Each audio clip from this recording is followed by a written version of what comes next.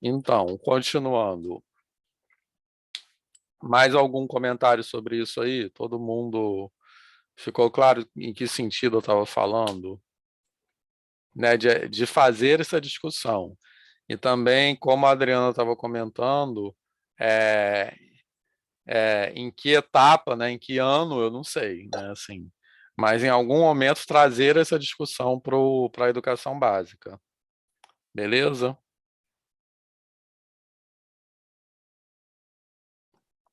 Certo. Podemos continuar então, Viviane. É, desculpa interromper. Não, de jeito nenhum. Enfim, eu também Olha não tenho só, rapidinho, só uma questão de ordem. Se alguém tiver com a mão levantada e eu não vir, pode falar, tá? Porque eu não tô, enfim, pode, eu não tô acostumado ainda. Mas fala aí, Viviane. Ah, bom. Eu também não tenho muito lugar de fala, porque eu ainda não atuo. E hoje mesmo eu estava falando com o pessoal que eu acho, às vezes eu acho que eu romantizo muito a questão de sala de aula, sabe? Porque é algo que eu desejo muito, então para mim Hum, é tudo muito bonito. É, eu acho muito complicado falar se dá para utilizar isso numa sala de aula, se eu utilizaria ou não, porque eu acredito que vai muito pela turma. Porque uhum. assim, foi o Rodrigo que disse que Foi, João. o João disse que utilizaria nessa perspectiva visual, é até mais fácil até para eu enxergar, isso é a Uhum, verdade. Contudo, quando eu estava estagiando numa escola do estado, estávamos eles eram terceiro ano, a professora ainda estava dando, eu não sei se era no terceiro ano, mas a professora estava dando polinômio e eles não conseguiam saber a diferença entre 2x uhum, e x ao quadrado. E depois de muito eu trabalhar, aí que eu fui identificar que eles não estavam uhum, conseguindo saber o que era 2x e o que era x ao quadrado.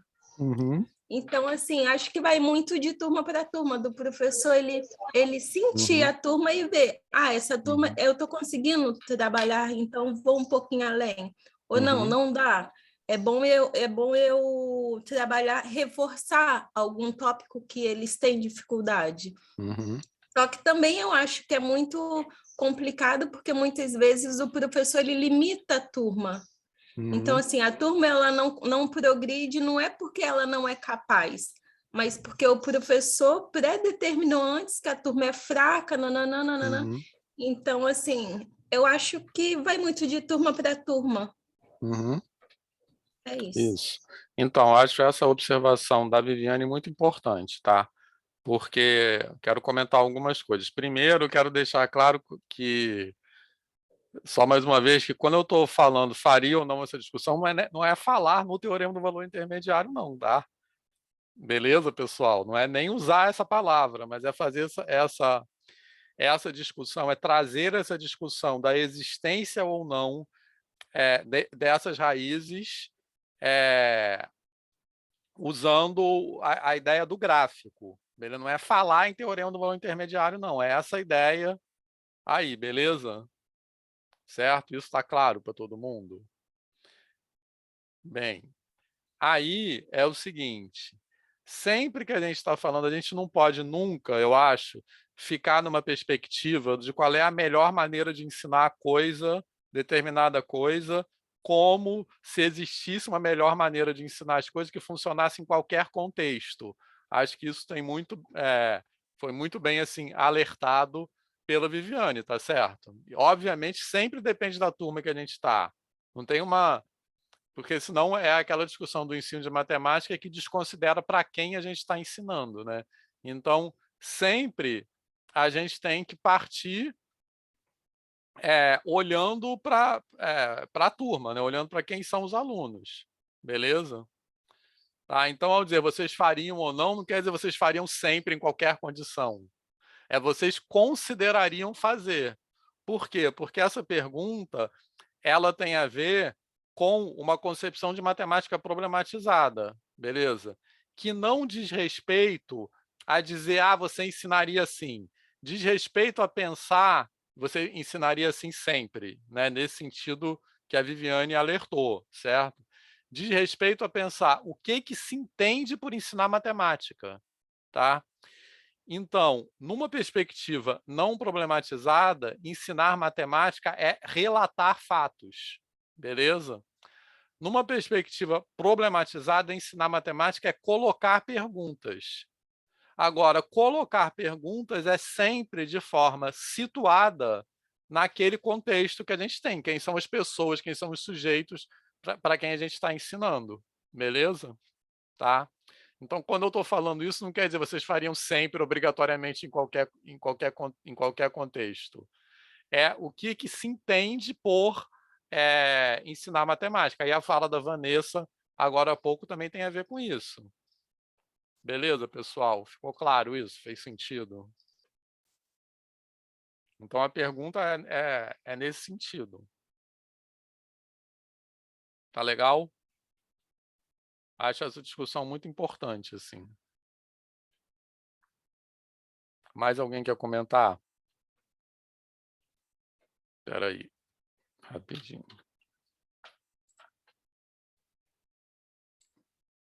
Certo? Posso continuar, então?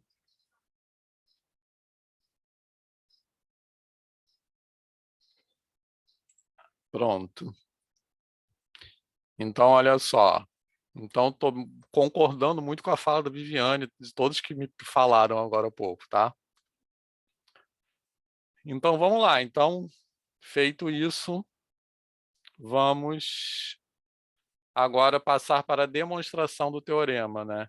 Que é uma coisa também que, como eu estava falando agora há pouco, né? Em geral, no ensino superior, a gente não entende o teorema, a gente simplesmente enuncia e faz a demonstração, beleza? Então, agora que a gente já discutiu o que o teorema diz, no que ele implica, quais são as suas consequências e desdobramentos, eu quero falar um pouco da demonstração em si, certo? Então, vamos lá.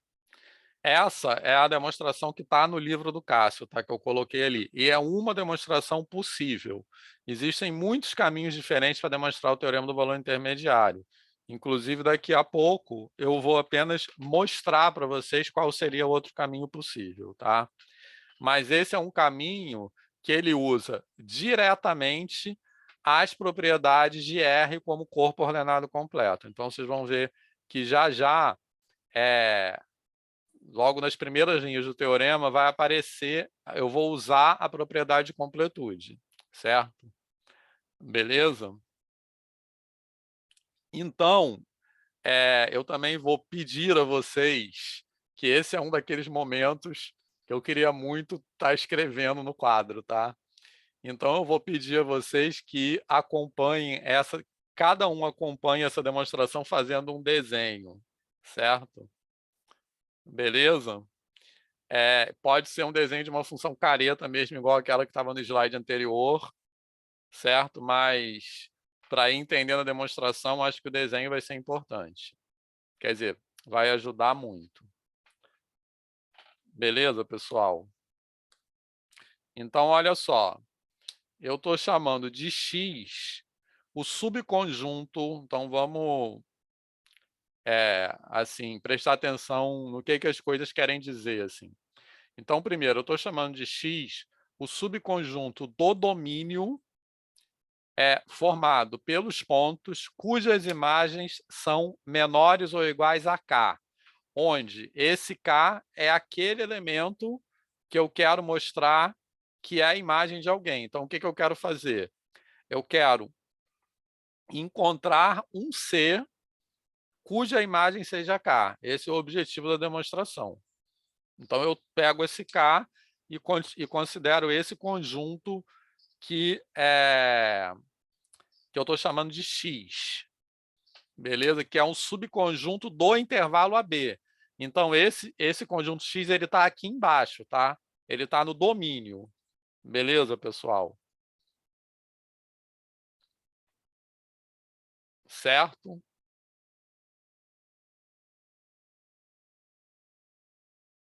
Alguma dúvida?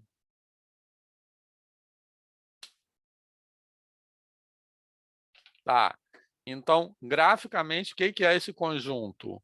Você desenha aquele gráfico lá, aí desenha aquela reta horizontal y igual a k, e esse conjunto x corresponde aos elementos dentro do intervalo AB cujas imagens estão abaixo de k, tá? Então, nesse desenho aqui, deixa eu só colocar, nesse desenho aqui, o que seria esse conjunto x? Esse conjunto x seria o intervalo aqui de A até C. Beleza, pessoal? Cujas imagens ficam embaixo de K. Tranquilo? Certo?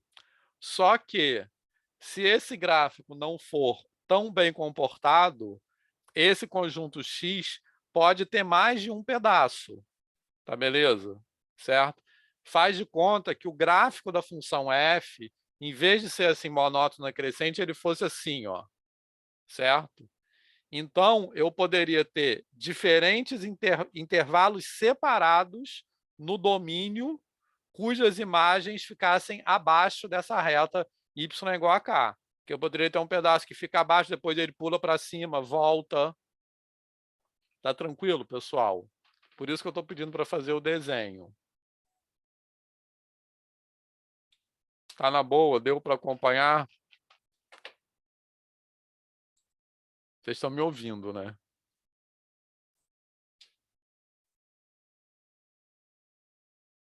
Certo? Então, só repetindo, nesse caso desse desenho aqui, esse conjunto X seria esse intervalo aqui de 1 a C, né? De A a C, no caso. Tá beleza? Mas se a função não fosse tão bem comportada, esse conjunto X poderia ser vários intervalinhos, por exemplo, dentro do domínio, tá? Então, continuando. Calma. Tá, então, esse conjunto X certamente é diferente de vazio. Por quê? Porque pelo menos A pertence a X, tá? Porque no enunciado está dizendo que f de A é menor do que K, tá? E o conjunto X é o conjunto de todos os elementos do domínio cuja imagem é menor ou igual a K. Então, pelo menos A é menor do que K. E esse conjunto é limitado superiormente por B, tá? Por quê? Por definição, ele é um subconjunto do intervalo AB, tá? Então, esse conjunto X aí, ele é não vazio e limitado superiormente, certo? Ou seja, ele é um subconjunto do intervalo AB, que é diferente de vazio porque pelo menos A pertence a X. Então, o que eu sei sobre subconjuntos de R que são não vazios e limitados superiormente? Que ele tem um supremo, tá beleza? Então, como eu falei agora há pouco, é exatamente nessa linha aí que eu uso a propriedade completude. Tá certo? Beleza? Sem a propriedade completude, eu não posso afirmar que esse supremo existe. Tá? Beleza, pessoal? Certo? É exatamente isso que a propriedade supremo afirma. Todo subconjunto de R limitado superiormente tem um supremo. Não vazio limitado superiormente tem um supremo. Tá legal? Então, o que eu vou mostrar agora? Eu vou mostrar que esse C é o cara que eu estou procurando, ou seja, que ele satisfaz a propriedade que está na tese do teorema. Então, eu vou mostrar que f de C é igual a K. Tá beleza, pessoal? Isso é o que eu vou mostrar agora. Tá? Então, algumas observações aqui. Eu poderia, como eu falei, esse é um dos caminhos possíveis para demonstrar esse teorema, né? Existem outros. Em particular, dentro desse caminho, em vez de pegar f de x menor ou igual a k, poderia pegar f de x maior ou igual a k. Beleza? Também serviria. Só que aí, em vez do supremo, eu pegaria o ínfimo. Tranquilo? Mas a demonstração seria análoga. Então, esse menor ou igual poderia ser maior ou igual também, tá?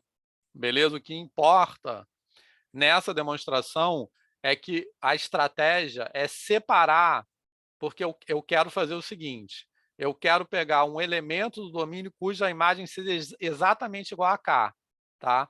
Então, eu estou separando o domínio em dois pedaços, certo? O menor é igual e o maior é igual a K. Então, é meio que achar um cara que está ali no meio, que é exatamente igual a K. Beleza? Tá?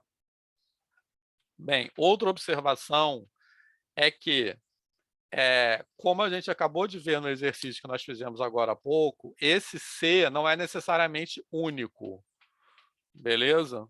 Tá? Pode existir mais de um C, tranquilo?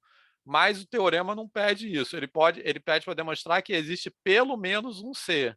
Então, esse caminho da demonstração, essa demonstração que segue esse caminho, ele vai me permitir detectar um desses elementos C do domínio, tá beleza? Certo? Então, mais precisamente, esse C, que é o supremo desse conjunto X, de forma geral, caso exista mais de um cara no domínio cuja imagem é igual a K, esse supremo aí vai ser o maior desses caras. Tá legal? Mas não quer dizer que não existam outros. Beleza, pessoal? Isso aí no desenho dá para ver. Mas está dando para acompanhar?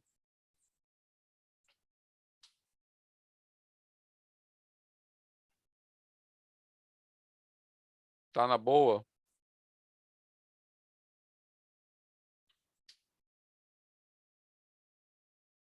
Certo? Então, eu recomendo que vocês façam um desenho de uma função que não seja monótona. Aí esse conjunto X vai ter vários pedacinhos e esse C vai ser o supremo dele, que é o maior elemento dele, mas vão ter outros aqui no meio que também satisfazem f de C igual a K. Certo? Tá na boa, pessoal? Posso continuar?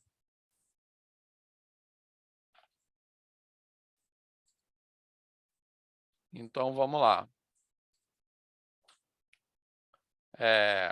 Então, como esse C aí é o supremo desse conjunto, o supremo em particular é um ponto de aderência, tá? Então, a gente já viu também essa propriedade, na verdade, a gente viu isso quando a gente falou de supremos e a gente viu de forma mais geral quando a gente falou de pontos de aderência, que existe uma sequência, né, porque o supremo, né, ele tem essa propriedade, ele está grudado no conjunto, tá certo? Beleza? Então, eu posso pegar uma sequência de elementos do conjunto X que convergem a esse supremo C, que converge a esse supremo C. Tá beleza? Certo? Bom, aí... Eita, peraí, ficou fora de ordem. Como a função... Aí tem duas coisas, tá? Que decorrem daquilo que está escrito ali. Primeiro, como a função é contínua, então f de x converge a f de c. Beleza? Isso é uma coisa que a gente viu, aquela propriedade de caracterização de continuidade por sequências. Então, eu tenho a hipótese também de que a função é contínua. Beleza? Então, como eu tenho xn convergindo a c, então f de xn tem que convergir a f de c. Beleza? Isso decorre daquela linha de cima ali.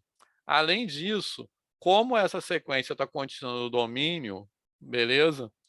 Então, esse f de xn é menor porque está contínuo no domínio, não, desculpe. Essa sequência está contínua no conjunto X. E qual é a definição do conjunto X? Todos os elementos do conjunto X têm imagem menor ou igual a K. Então, como essa sequência está lá, ela tem que satisfazer isso. Então, eu vou ter f de xn menor ou igual a k para todo n pertencente a n. Tranquilo? Certo? Beleza? Então, nessa última linha que apareceu aí, que começa além disso, a primeira parte dela, que diz que f de xn é menor ou igual a k, o que eu estou usando aí é a definição do conjunto x, né? Porque o conjunto x é definido por essa propriedade, tá? E no final, quando eu estou dizendo logo limite de f de xn é menor ou igual a k, é propriedade limite, né? Porque quando eu tenho uma sequência cujos termos são sempre menores ou iguais que uma determinada constante, então o limite dessa sequência também é menor ou igual que essa constante. Beleza, pessoal? Alguém quer? Tá na boa? Essa demonstração aí, ela tem uma característica assim, ela usa muitas coisas que nós já vimos anteriormente. Tá legal? Então, várias propriedades de sequência, de topologia, que a gente já, de supremo, né, que a gente já viu aqui, a gente está tendo que resgatar, tá, para fazer essa demonstração. Então, eu queria saber se alguém perdeu alguma parte. Como está todo mundo calado, eu estou naquela situação, que eu não sei se ninguém está entendendo nada ou todo mundo está entendendo tudo. Então, ou se a ligação caiu. Isso, então fala aí, tá? Até que ponto está na boa? Certo, então já sei que vocês estão vivos e ouvindo. Mas alguém quer perguntar alguma parte assim da demonstração que tenha perdido alguma implicação? Certo, então como eu disse, são várias propriedades que a gente está usando, tá? De vários pontos diferentes. Então, só recapitulando essa parte final. A existência dessa sequência xn convergindo a C é uma propriedade de supremo, ou, se vocês preferirem, de ponto de aderência, pensando que o supremo é um ponto de aderência. Beleza? Aí a linha de baixo, f de xn converge a f de C. Isso é aquele teorema de caracterização de funções contínuas por limite. Então, quando eu tenho xn convergindo a C, f de xn converge a f de C, porque, por hipótese, a função é contínua. Certo? Bom, aí na última linha que apareceu aí por enquanto, a primeira parte dela é apenas a definição do conjunto X, porque o conjunto X é definido como tendo essa propriedade aí. Tá legal? E o final dela, esse logo limite de f de xn é menor do que k, é propriedade de sequências. Beleza? Quando eu tenho uma sequência cujos termos ficam abaixo de uma constante, o limite também fica abaixo. Certo? Então, o que eu concluo disso? Pronto. Eu concluo que f de c é menor ou igual a k. Beleza? Porque o limite da sequência é f de c, né? E eu sei que o limite é menor ou igual a k. Então, eu concluo que que f de c é menor ou igual a k. Tá legal? Agora, qual é o meu objetivo? É concluir que f de c é igual a k. Tá legal? Por enquanto, eu concluí que ele é menor ou igual. Certo? Então, o que falta, né? O que eu tenho que fazer ainda é concluir que ele é igual. Então, o que eu vou fazer? Eu vou supor que ele seja menor, e aí eu vou chegar a um absurdo, certo? Só que vocês vão ver em seguida que nessa demonstração o encadeamento tem que ser esse mesmo, tá? Por quê? Porque isso que eu falei até agora eu vou usar na parte final, tá? Que é na segunda parte, digamos assim, tá? Só que para isso eu vou supor por absurdo que f de c é menor estritamente que k, e vou chegar num absurdo, tá? Só que para isso eu vou precisar pensar, para chegar nesse absurdo, eu vou precisar pensar no seguinte, ó. Em particular, eu vou ter que f de c é menor do que f de b. Por quê? Porque eu não cheguei à conclusão de que f de c é menor ou igual a k. Além disso, lá na hipótese do teorema, está escrito que K é menor do que F de B. Então, se F de C é menor ou igual a K e K é menor do que F de B, então F de C é menor do que F de B, tá? Isso aí é só a propriedade da ordem. Beleza? Tá? E aí eu posso concluir, então, que C é diferente de B, certo? Ou seja, esse ponto C, o que eu quero dizer que C é diferente de B? Que esse ponto C, ele não está na extremidade superior do intervalo. Por quê? Porque se C fosse igual a B, F de C seria igual a F de B. E eu acabei de concluir que F de C é estritamente menor que F de B. Tá tranquilo? Mas tudo isso, o que vai ser importante na continuação da demonstração é aquele finalzinho ali, que C é menor do que B. Ou seja, esse ponto C, que está no domínio da função, ele não é a extremidade superior do intervalo, certo? E por que isso vai ser importante, que vocês vão ver em seguida? Porque eu vou pegar um ponto do domínio entre C e B. Então, eu preciso que C seja estritamente menor do que B, que ele não esteja na extremidade superior do intervalo. Beleza?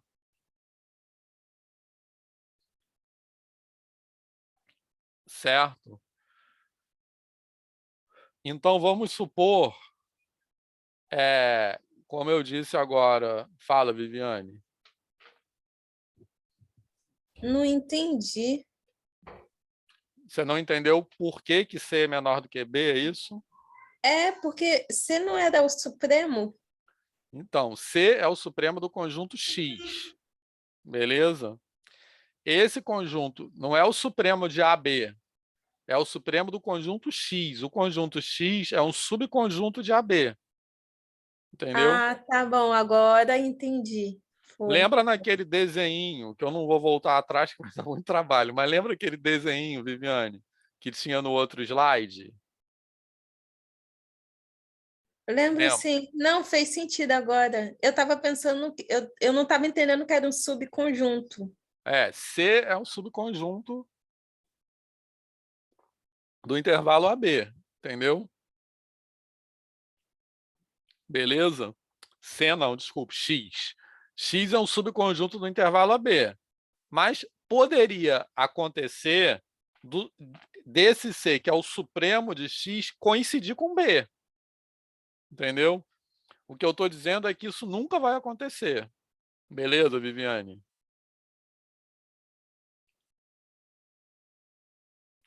Certo? Foi para todo mundo? Lembra que naquele desenho, no slide anterior, eu tenho intervalo AB aqui, e esse conjunto X é um intervalo AC dentro de AB, tá? Certo? Então, naquele desenho lá, o C é menor do que B, estritamente. O que eu quero dizer, o que eu preciso garantir é que sempre vai acontecer isso. Eu nunca vou ter C coincidindo com B. Certo? Então, posso continuar?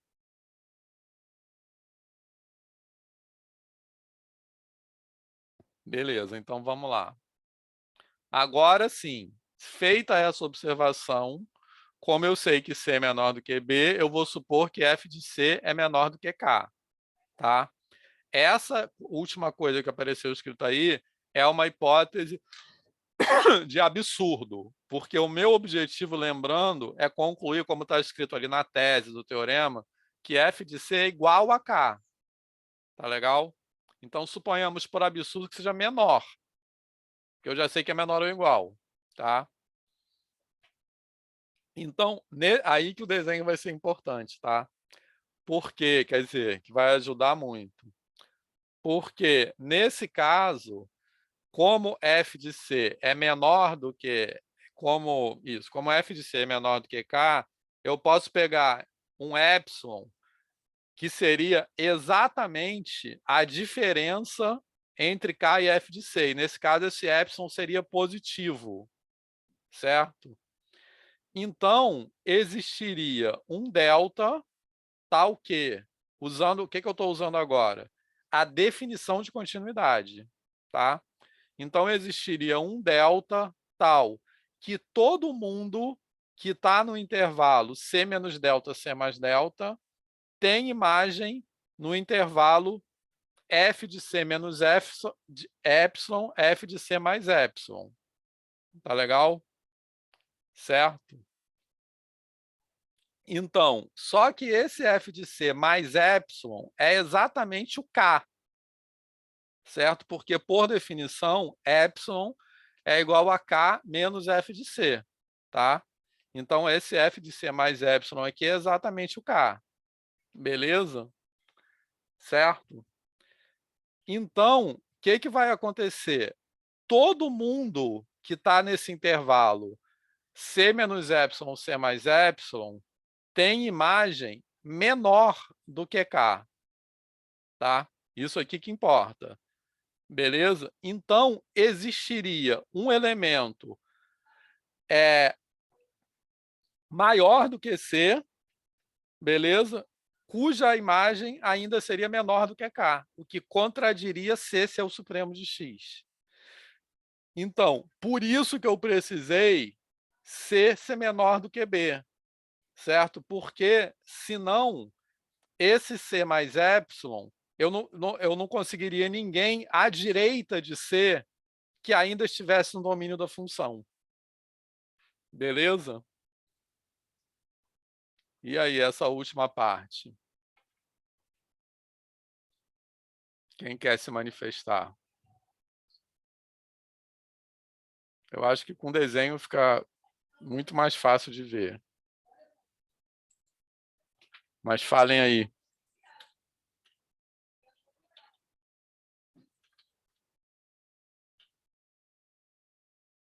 Isso quer dizer que todo mundo entendeu perfeitamente isso aí?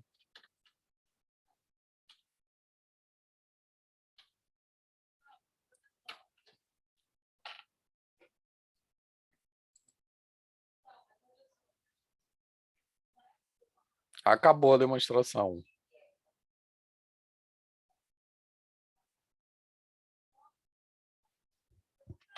E aí, fala aí, o que vocês acharam?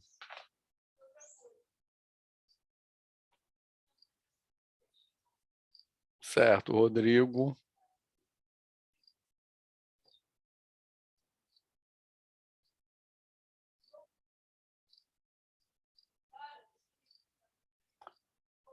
Certo, outro Rodrigo. Então, olha só. Veja bem, esse finalzinho, o que acontece? É a definição de continuidade, certo? Então, eu supus por absurdo que f de c é menor do que k. Então, no contradomínio, eu teria o f de c aqui e o k aqui em cima. Beleza? Vocês estão vendo a minha mão, né? Eu acho que é um pouco mais difícil. Mas ela é uma aplicação direta da demonstração. Olha só. Então, dá para ver a minha mão aqui, que eu não estou vendo a minha imagem. Olha só. Eu estou supondo que f de c é menor do que k. Então, f de c... Beleza. Então, f de c está aqui, k está aqui. Beleza? Aqui é o contradomínio. O eixo y está aqui, o eixo x está aqui. Então, eu vou pegar epsilon exatamente essa distância aqui, tá? Entre f de c e k. Beleza? Certo? Agora, esse epsilon aqui, tá? O k está aqui em cima, f de c está aqui, certo? E aqui é um raio epsilon, tá legal? Em torno do f de c. Então, a definição de continuidade me diz que tem uma vizinhança aqui em torno do C, tal que todo mundo vai aqui dentro. Em particular, todo mundo que está nessa vizinhança fica abaixo do K, certo? Beleza? Então, teria um cara maior do que o C, cuja imagem continua abaixo do K. Essa é a ideia dessa parte final da demonstração. E aí? O Vitor, Fala. eu entendi agora no finalzinho, mas quando você, lá na demonstração, quando você chegou assim, f de c é menor ou igual a k, Uhum. tá? Eu achei que você fosse fazer algo semelhante, um conjunto y, por exemplo, tal que y é x, pertence a b, tal que f de y é maior ou igual a k. Então, Aí você sim. chegaria você chegaria que f de c também é maior ou igual a k, né? Então, esse caminho, Rodrigo, Hum, não funcionaria pelo seguinte: eu poderia pegar um conjunto, como o Rodrigo falou, eu poderia pegar um conjunto y, tal que f de x maior ou igual a k, e pegar o ínfimo desse conjunto. Beleza? Só aí teria tudo com as desigualdades ao contrário, né? Assim, só que eu não poderia garantir que o ínfimo desse conjunto y seria esse mesmo supremo desse, entendeu? uhum, Sacou? Esse é o problema. Eu não poderia fazer um é menor ou igual que o outro, então eles são iguais. Tranquilo? entendi. Por quê? Essa pergunta é muito boa, tá? Por que esse caminho não funciona? Porque, veja bem, olhando para a demonstração, eu faria esse argumento aí que eu chegaria no supremo e faria um outro argumento que chegaria no ínfimo. Mas é o supremo de um conjunto ínfimo de outro conjunto. O que me garante que eles são iguais? Beleza, Rodrigo? Entendi. E, na verdade, de forma geral, eles não são iguais mesmo. Por quê? Porque, como eu disse, que a gente fez o exercício agora há pouco, esse C aí não é único. Tá legal? Certo? Hum, Então, nesse caminho, caso tenha mais de um C, um C1, C2, C3, cuja imagem seja igual a K, esse supremo aí é o maior deles. Tá? O outro ínfimo seria o menor deles. Sacou? Então, não necessariamente seria a mesma coisa, não sairia por esse caminho. entendi. É que eu fui visualizando assim, achei que poderia ser a interseção desses dois conjuntos, o próprio Uhum, K, né? Mas faz sentido, sim. você falou, assim, não dá para garantir, né? Não dá. Beleza. Mas é importante ficar pensando, né, nessas diferentes formas. Beleza, pessoal? Posso continuar?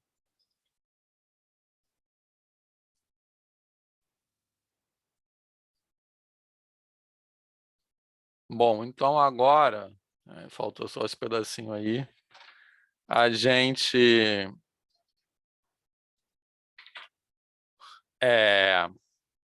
vamos ver aqui um corolário do teorema do valor intermediário, antes de ver o teorema de Weierstrass, tá? O teorema de Weierstrass é mais rápido, tá? A demonstração é bem mais curta, que é do teorema do valor intermediário. Então, a gente pode passar só um pouquinho do tempo, porque a gente teve aquele contratempo no meio, mas a, a parte que falta é menor do que essa, enfim. Agora a gente vai ver um corolário do teorema do valor intermediário que diz o seguinte, porque repara que no teorema do valor intermediário, a hipótese que eu estou colocando é que é o intervalo, o domínio da função é um intervalo fechado AB. Por quê? Porque eu preciso usar a imagem de A e a imagem de B para fazer a demonstração, ou seja, eu preciso que a função esteja definida em A e B, certo? E é isso que o teorema diz, que se a função está definida em A e está definida em B, então qualquer elemento entre f de A e f de B pertence à imagem da função. Mas, de forma mais geral, eu posso dizer que uma função, como corolário desse teorema, eu posso dizer que uma função contínua leva intervalos em intervalos, que é aquilo que eu falei no começo do intervalo como um invariante topológico, né? O intervalo é preservado por uma função contínua, tá? Então, qual é a diferença desse teorema para o teorema do valor intermediário? Que esse I que está aí é um intervalo qualquer, beleza? Certo? Na hipótese do teorema do valor intermediário, o domínio da função seria um intervalo limitado fechado a B. Tá legal? Beleza? Então, esse I pode ser qualquer tipo de intervalo. pode ser um intervalo limitado, não limitado, pode ser de A infinito, pode ser um intervalo aberto. Nesse corolário aí é qualquer tipo de intervalo. Tá legal? E depois, daqui a pouco, a gente vai fazer um exercício que eu vou pelo menos mostrar para vocês hoje para a gente discutir amanhã. Uma função contínua leva um intervalo no intervalo, certo? Beleza, pessoal? Ficou clara a diferença entre a hipótese desse corolário aí e a hipótese do teorema do valor intermediário? Certo? Esse intervalo aí pode ser não limitado, inclusive. Tranquilo?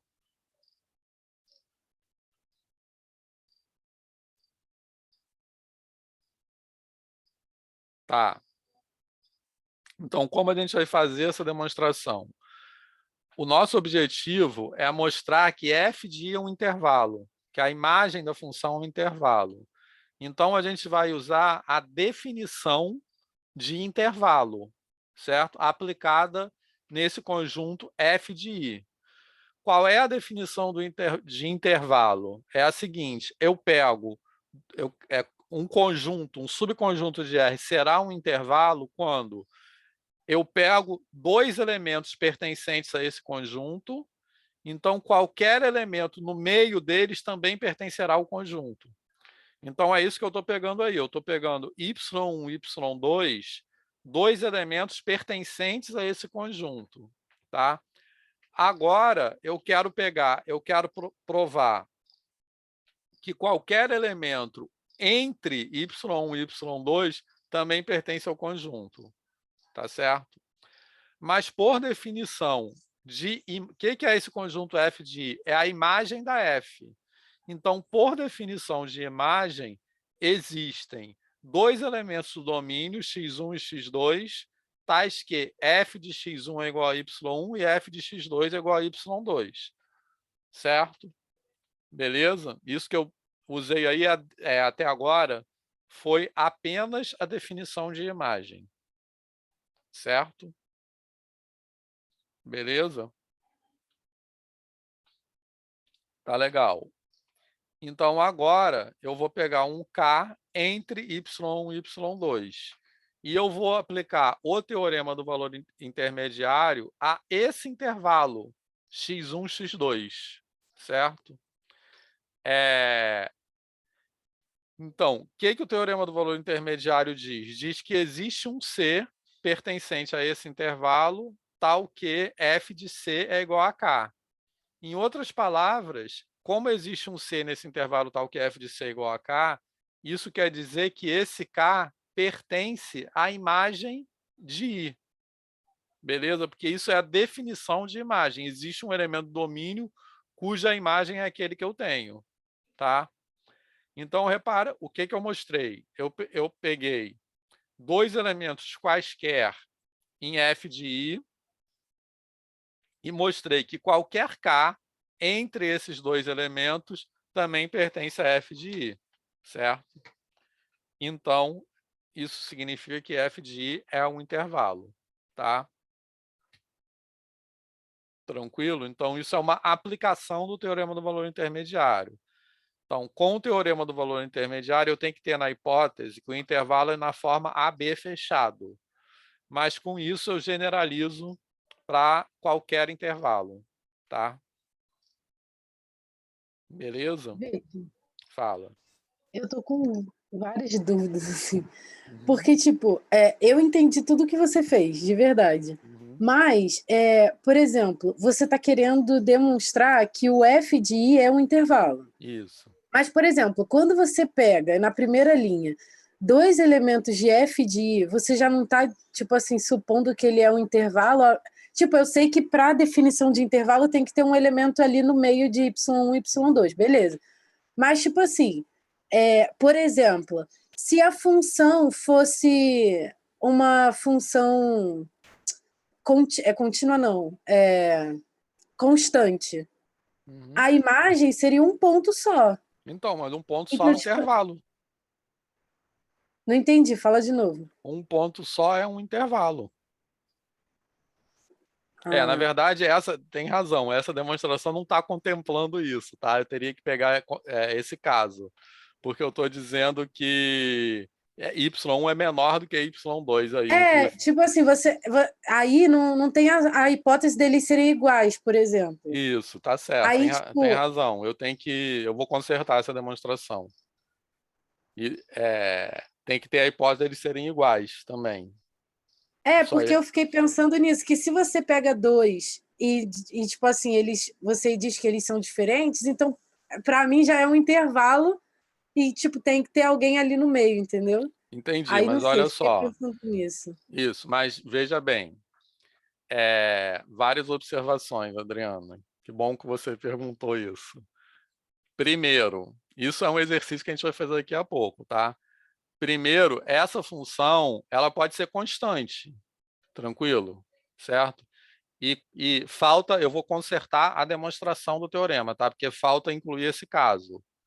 Tá legal? Porque essa demonstração só vale para quando y1 é diferente de y2. Mas o que acontece quando y1 é igual a y2? Certo? Esse caso é trivial, na verdade, embora eu não goste de usar essa palavra, mas ele tem que ser acrescentado aí na demonstração. Beleza? Então, o que acontece é que o K vai ser igual, né? Ao Y1 e ao Isso. Y2 do É, mesmo jeito. Mas é porque acho que aí a minha questão não tem nem a ver com a demonstração, não. Tem a ver comigo mesmo, porque eu não consigo pensar que um ponto é um intervalo. tá, Um mas único ponto, entendeu? Acho que é isso. entendi. Nesse sentido, acho que é mais a ver com uma limitação de entendimento meu do que da própria demonstração em si. Tá, beleza, mas um ponto é um intervalo. Calma. Então, entendendo um ponto como um intervalo, a função constante não fura esse teorema. Concorda? Sim, eu concordo que não fura. Eu só não consigo ver um ponto como intervalo. Tá, então olha só, o que é um intervalo? Um intervalo é um conjunto no qual, sempre que eu pegar dois pontos diferentes pertencentes a ele e um no meio, esse no meio também pertence a ele. Então, um conjunto unitário satisfaz isso por vacuidade, que eu não posso pegar dois pontos diferentes pertencentes a ele. Então, ele não vai furar essa definição de intervalo, entendeu? Beleza? Quer dizer, É estranho, mas eu formalmente, entendi. não tem como provar que não é. Exatamente. Esse argumento de vacuidade é o Sim. seguinte: se eu não tenho como provar que ele não satisfaz a definição, então ele satisfaz, pelo princípio do terceiro excluído em matemática, entendeu? É o mesmo que eu mostro assim, que vazio é finito, é porque eu não tenho como provar que não é. Beleza, Adriana? Mas olha só, Sim, eu entendi de verdade. tá, mas Mas é então, estranho de qualquer forma. isso é bizarro, mas calma. Para além da definição formal, o que é um intervalo? O intervalo é um conjunto conexo. Eu acho que assim é melhor de entender. O intervalo é um conjunto conexo, é um conjunto que tem um pedaço só. Entendeu? Certo? Um conjunto unitário tem um pedaço só, por isso que ele é um intervalo. Fez sentido isso? Sim, tipo assim, pensando numa questão visual, faz mais sentido do que, tipo, se pensar num conjunto conexo do que sei lá, num Isso. intervalo mesmo, assim. Sim, é isso. O intervalo é um conjunto que tem um pedaço só. Entendeu? Então, um conjunto unitário é.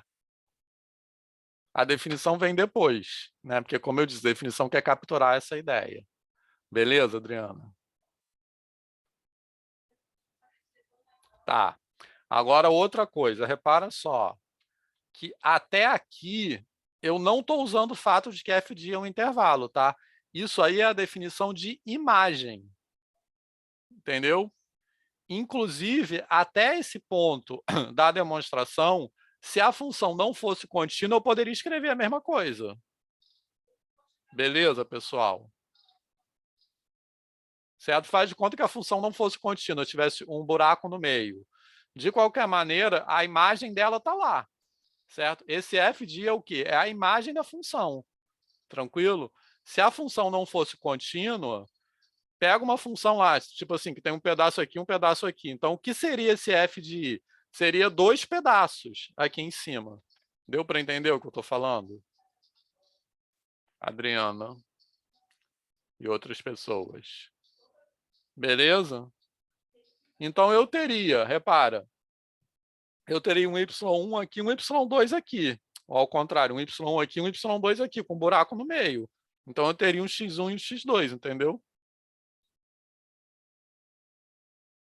Certo? Então, aí eu não estou usando nada de intervalo. O que eu estou usando aí é a definição de imagem. Só isso. Então, o que é a imagem da função? É o conjunto dos elementos que são imagem de alguém. Então, eu estou pegando PEG, y1, y2 na imagem. Por definição de imagem, existem elementos no domínio cuja imagem são aqueles. Beleza? Adriana, tranquilo? Sim, eu acho que, tipo assim, eu tinha olhado para isso daqueles dois modos, né? Um pensando na função constante e o outro que eu acho que eu olhei para o f de i como o i sendo um elemento e não um conjunto. Tá. Então, o f de i é o conjunto das imagens daquela função e eu tinha olhado para o i como um elemento, entendeu? Como se, tipo assim, esse elemento tivesse duas imagens e aí, tipo assim, aí nada faz mais sentido. Mas Isso, agora foi. Tá. Certo?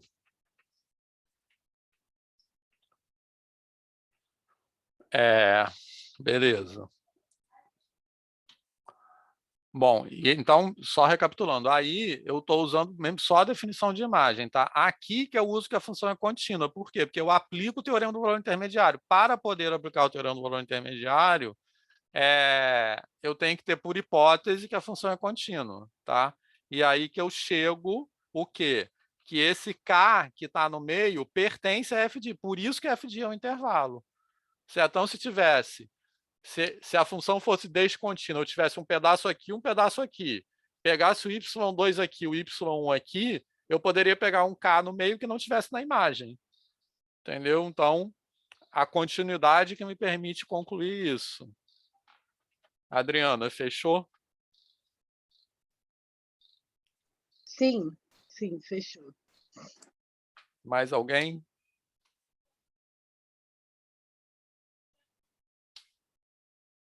Então, vamos lá. Oi, Vitor. Oi. Volta um pouquinho aí para eu te perguntar. Fala. Eu estava aqui processando as perguntas da Adriana nessa Calma. parte de conexidade mesmo. Isso. E aí eu entendi quando você falou que na segunda linha lá da demonstração você está usando a definição de imagem, que a gente poderia pegar um x1 lá de baixo, um x1 lá de cima, mesmo com dois intervalos desconexos, né? Isso. Um vazio no meio. Sim, mas, exatamente.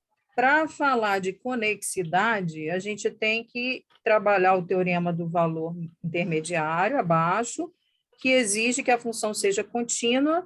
Por isso, a ideia que eu tenho com esse corolário é que, se a função f for contínua, ela transforma aquela faixa de um intervalo do domínio numa faixa de intervalo de imagens. Isso. Sem interrupção. Exatamente, é isso. Tá. Então, ela é uma função que transforma intervalo em intervalo, se ela for contínua. Porque a gente está querendo falar da ideia de conexidade. Exatamente, né? Então, olha só, para eu dizer que, repetindo assim, um pouco o que eu estava falando agora, para eu dizer que existe esse x1 e esse x2, eu não preciso, eu só preciso da definição de imagem. O que eu preciso da hipótese de continuidade é para dizer que existe esse K. Esse K não, desculpa, esse C. Porque senão o K poderia não ser imagem de ninguém, entendeu? Sim. Beleza? E aí, voltando àquele exemplo que a Adriana deu de uma função constante, o que seria diferente? O intervalo do domínio seria o mesmo i, e levaria numa faixa, mas numa faixa, entre aspas, degenerada, que seria um único valor, por exemplo, 5. né? Uhum, Que isso. seria um conjunto unitário, mas que a gente entenderia como uma Uhum, particularidade de um intervalo, né? isso, exatamente. Então, tá joia, perfeito. Olha lá o que a Viviane falou. Certo? Posso ir em frente?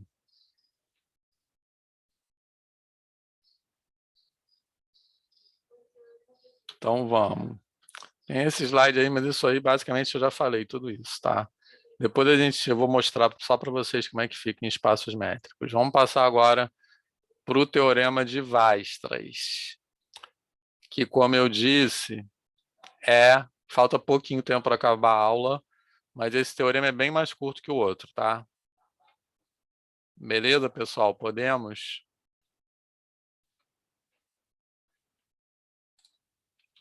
Certo?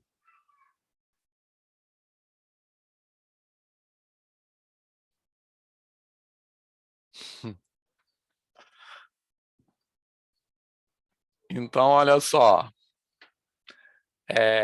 Só lembrando, o que a gente demonstrou? O que é um conjunto compacto para a gente? É um conjunto limitado e fechado, tá certo? Beleza, pessoal?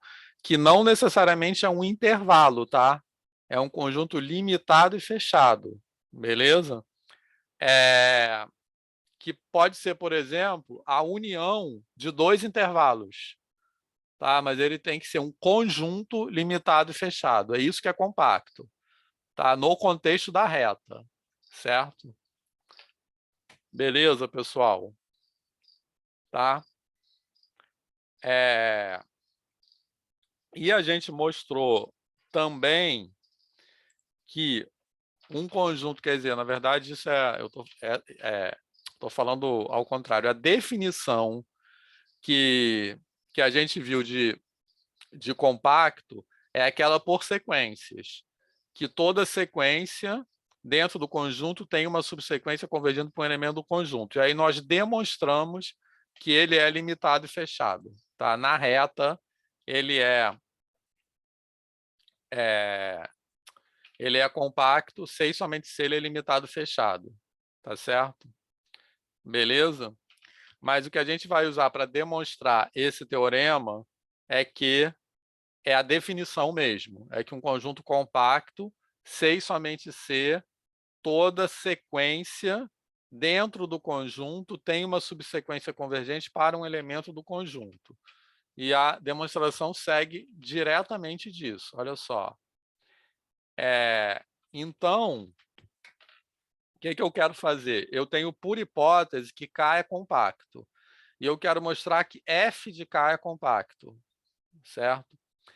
Então, eu vou mostrar que F de K, que é a imagem, novamente, de K, satisfaz a definição de compacidade, que é essa que eu acabei de falar. Então, eu vou pegar uma sequência dentro de F de K, e o meu objetivo é mostrar que essa subsequência, aliás, que essa sequência tem uma subsequência convergente para um elemento pertencente a F de K. Tá? Então, aí o que é isso que eu escrevi aí? Eu usei novamente apenas a definição de imagem, por exemplo, por enquanto. Por exemplo, não, por enquanto. Beleza? Certo? Porque esses termos yn, eles estão dentro de f de k. Quem é f de k? A imagem de k. Então, cada yn é a imagem de algum elemento xn pertencente a k. Beleza, pessoal? A mesma coisa que a gente acabou de falar, definição de imagem. Tá na boa isso?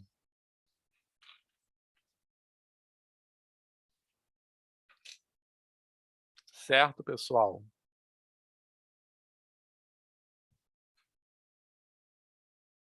Beleza, posso seguir? Tá. Agora eu tenho, mas o que vai, acho que é meio, o que vai acontecer? Eu tenho essa sequência de xn que está em K, no domínio, mas eu tenho por hipótese que o domínio é compacto. Então, agora eu vou aplicar a definição de compacto nessa sequência aí. Então, como K é compacto, essa sequência xn que está dentro de K tem, por definição de compacto, tem uma subsequência convergente para um elemento de K, tá? Como a função é contínua, beleza? Novamente eu estou usando aquela caracterização de continuidade por sequências. Como a função é contínua, as imagens dessa subsequência têm que convergir para a imagem de A, certo? Beleza? Agora, a imagem de A é um elemento de f de K porque A é um elemento de K. É a definição de imagem, logo K é compacto. Então, repara que era isso que eu queria... o meu objetivo é pegar uma sequência em f de K e mostrar que ela tem uma subsequência, que foi essa YNK, convergindo para um elemento de f de K. Então, essa demonstração aí também é bem sintática, tá? Ela só usa a definição de compacidade e o teorema de caracterização de sequências aliás, de continuidade por sequências. Beleza? Alguma dúvida?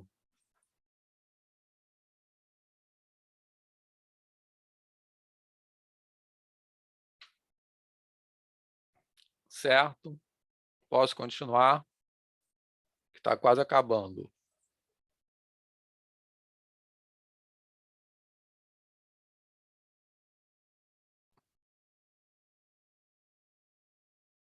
Então, vamos lá. Uma consequência disso é o que nós chamamos, esse teorema aí que nós chamamos em análise, teorema de Weierstrass, é um corolário do teorema que eu acabei de mostrar, que é a preservação da compacidade, tá? Então, isso que nos interessa, né? Que é um teorema que tem aplicação em muitas coisas, né? Inclusive na parte de problemas de otimização, que aí a gente já vai usar a derivada, a gente usa esse teorema. Em análise 2, a gente vai voltar a falar disso, portanto, tá? Então, e é o teorema que a gente usa implicitamente quando em cálculo 1 a gente resolve aqueles problemas de otimização, que são muito populares em cálculo 1, certo? Né, aqueles problemas de máximos e mínimos. Então, ele diz que num conjunto limitado e fechado, uma função contínua tem sempre um máximo e um mínimo. Tá legal?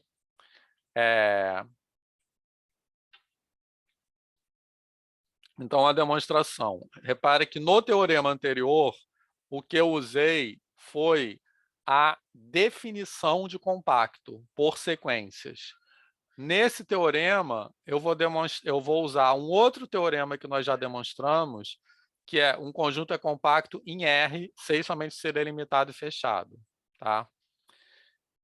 Então, como K, por hipótese, é limitado e fechado, é a mesma coisa que falar que ele é compacto. E como f é contínua, pelo teorema anterior, f de K é compacto, portanto, limitado e fechado. Tá? Como f de K é limitado, possui um ínfimo e um supremo, certo? E como f de K é fechado, esse ínfimo e esse supremo pertencem ao conjunto, porque se esse f de K fosse um conjunto aberto, por exemplo, o ínfimo e o supremo poderiam não pertencer a ele. Beleza? Tá? Então, como por hipótese ele é fechado, então esse ínfimo e esse supremo pertencem ao conjunto, portanto, eles são máximo e mínimo, que era o que eu queria demonstrar. Certo?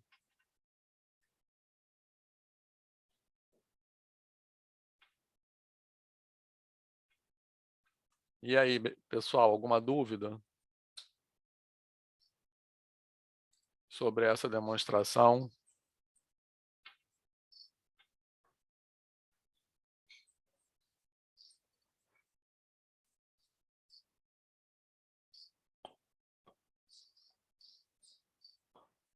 Tá.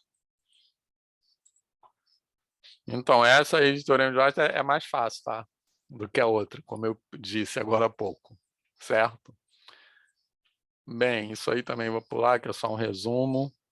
E agora, eu vou colocar aqui um exercício que é,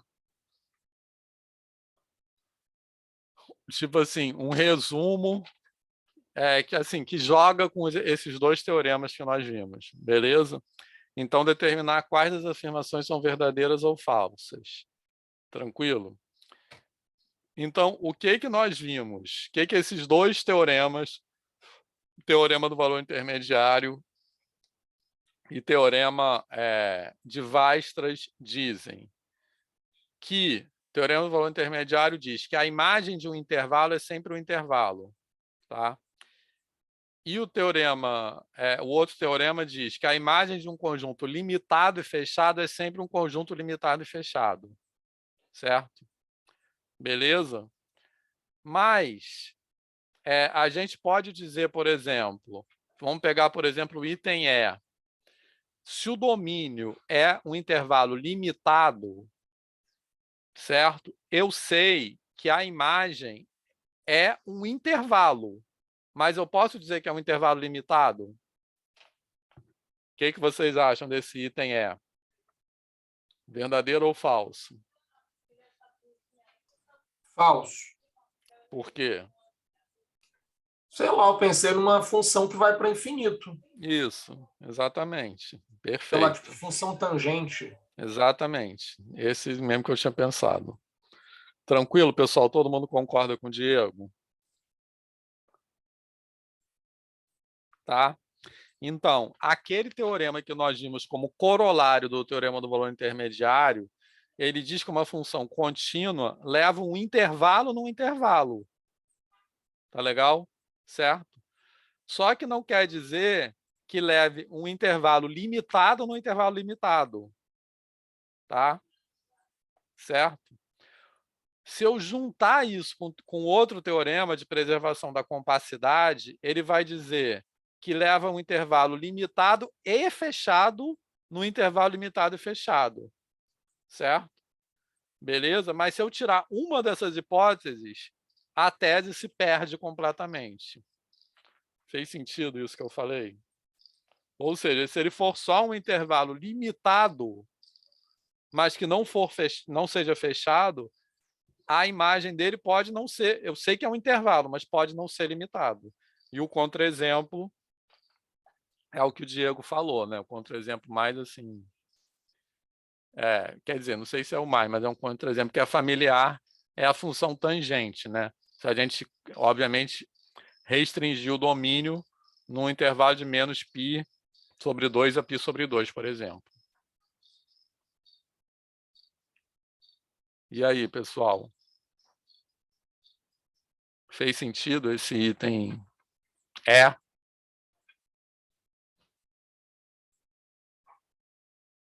Sim?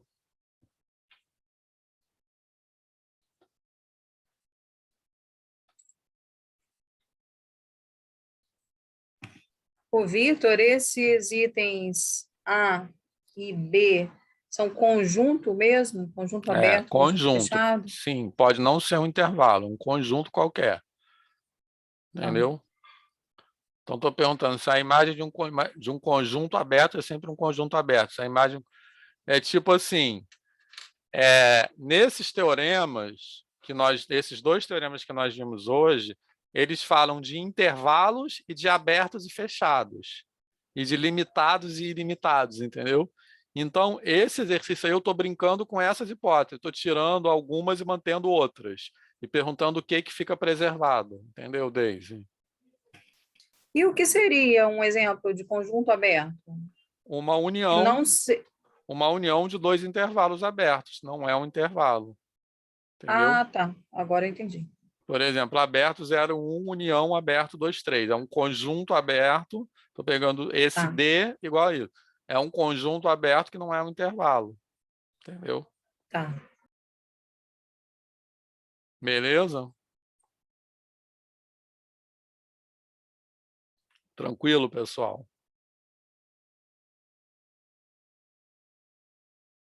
Alguma pergunta a mais? Então, para amanhã, calma que não acabou a aula não, tá? Mas para amanhã, E eu quero que vocês, a gente vai fazer esse exercício, tá? Então quero que vocês pensem nele e eu vou escolher alguns exercícios da lista para a gente fazer. Mas quem quiser sugerir algum, também pode, preferencialmente, manda uma mensagem hoje, tá? Beleza? Amanhã a gente vai fazer exercício, que a matéria acabou, tá? Algum comentário? Certo. Então, essa parte final aqui desse PowerPoint, que eu não vou... oficialmente não faz parte da matéria da prova, né? Não vou falar sobre ela, mas, basicamente, ela quer dizer o seguinte, né? A gente falou dessa questão, né, na aula de hoje, nós falamos dessa questão da preservação da conexidade e compaxidade na reta, certo? Que é o que nos interessa aqui, que nós estamos falando de análise na reta, certo?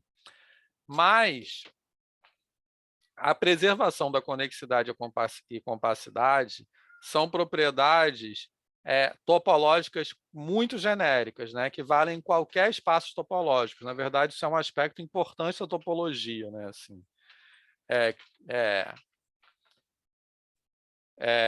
Preservar conjuntos conexos e conjuntos compactos, né? Funções contínuas preservam conjuntos conexos e conjuntos compactos. Então, outro caminho para fazer essas demonstrações seria, a gente foi direto no nosso caso particular, que é a reta. Outro caminho para fazer essas demonstrações seria ir do geral, do abstrato para o particular, tá? Então, aqui tem 3 conceitos envolvidos quando a gente fala de invariantes topológicos, que são conjuntos conexos, conjuntos compactos e funções contínuas. Beleza? Porque quando eu falo de invariante é que eles são preservados por funções contínuas. Beleza? Então, na discussão de hoje foram esses 3 conceitos-chave: conjuntos conexos, conjuntos compactos e funções contínuas. Beleza? Esses 3 conceitos têm definições abstratas. O que eu quero dizer com definições abstratas? Definições que são formuladas apenas com base na ideia, no conceito de conjunto aberto, tá? Que é uma coisa também que a gente já falou antes. Topologia fala de proximidade, certo? Ou de aproximação. E o conceito central que nos permite falar de aproximação é o conceito de conjunto aberto. Beleza? A gente, no nosso caso aqui, em análise da reta, nós falamos de aproximação por meio de uma ideia de distância, certo? Mas é possível falar de aproximação só usando conjuntos abertos, sem falar de uma ideia de distância. Então, é isso que eu estou fazendo aqui nessa parte. A gente está colocando aqui esse teorema aí, que é a caracterização de continuidade que usa apenas conjuntos abertos, que é esse teorema que aparece aí. E com esse teorema, eu posso provar que uma função contínua leva conjuntos conexos em conjuntos conexos, que a demonstração é isso aí, e chegar no teorema do valor intermediário como consequência daquilo, ou seja, como um caso particular daquela propriedade geral.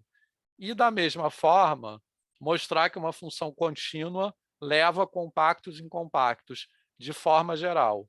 E chegar, que é essa demonstração aí por coberturas, que a gente nem viu isso, e chegar no teorema de Weierstrass, que eu estou botando outro caminho para o teorema de Weierstrass, como um caso particular na reta daquela propriedade geral. Tá? Então, isso aqui é mais assim, como eu disse, não é oficialmente matéria da prova, mas é só um comentário para falar um pouco como esse conteúdo que a gente está vendo contextualizado na reta, né, em análise na reta, ele tem desdobramentos mais abstratos em outros espaços métricos e outros espaços topológicos. Então, por mim é só. Alguém quer falar mais alguma coisa? Eu quero, Vitor, Sim. eu estou tentando aqui algumas palavras mais simples mesmo, só para me reforçarem a ideia desses três termos: funções contínuas, conjuntos conexos e compactos. Uhum. Vê se o que eu estou pensando está correto.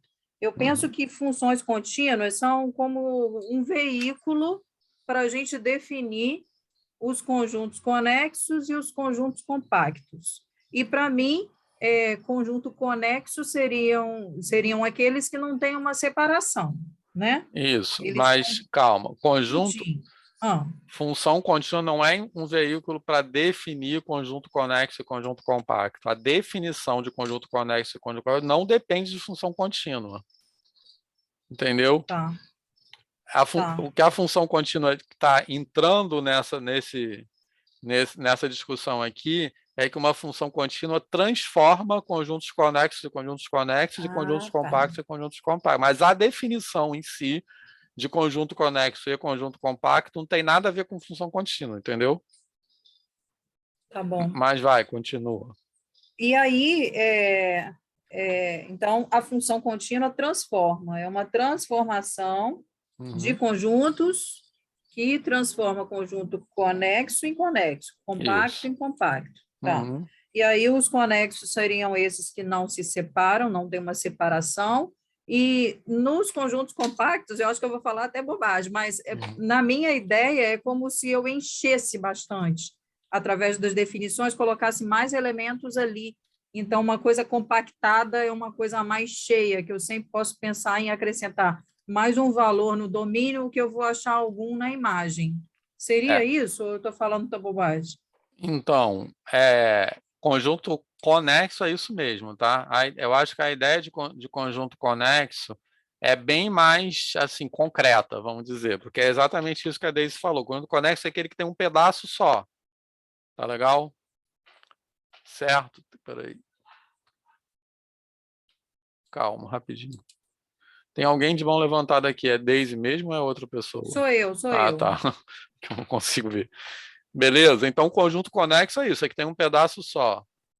Conjunto compacto não sei se é bem essa ideia de cheio. Por quê? Porque um conjunto unitário é compacto. Entendi. Certo? Eu acho que a melhor ideia de conjunto compacto é aquele que tem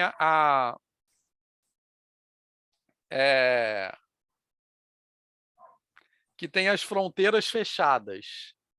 Tá legal? Por isso que a definição que tem a fronteira assim, que não permite emigração. Você não sabe, as coisas ficam presas dentro dele. Tá? Por quê? Veja bem, se você tem, uma maneira de pensar nisso é pensar em sequência, certo? Se você tem uma sequência dentro de um conjunto, tem duas maneiras dela não se acumular em lugar nenhum, certo? Ou ela ir para infinito, ou seja, ela se espalhar, certo? Beleza? Ela tender a infinito, digamos assim, ou ela tender para a fronteira do conjunto. Então, ela está dentro do conjunto, mas ela converge para fora do conjunto, tá? Se o conjunto é compacto, a fronteira está incluída nele, a fronteira é lacrada, digamos assim, certo? Por isso que ele é limitado e fechado. Então, você, em R, dizer que toda sequência dentro do conjunto tem uma subsequência convergente para um elemento do conjunto é a mesma coisa dizer que ele é limitado e fechado, porque essa sequência que fica circulando lá dentro, ela não pode nem tender para infinito, nem tender para a fronteira. Quer dizer, se ela tender para a fronteira, a fronteira está dentro do conjunto, então ela não sai do conjunto. E aí, fez sentido? Sim, entendi. Agora, é bem mais difícil de explicar isso do que conjunto conexo, de fato. Mas foi legal, entendi. Quem mais, pessoal? Sobre isso.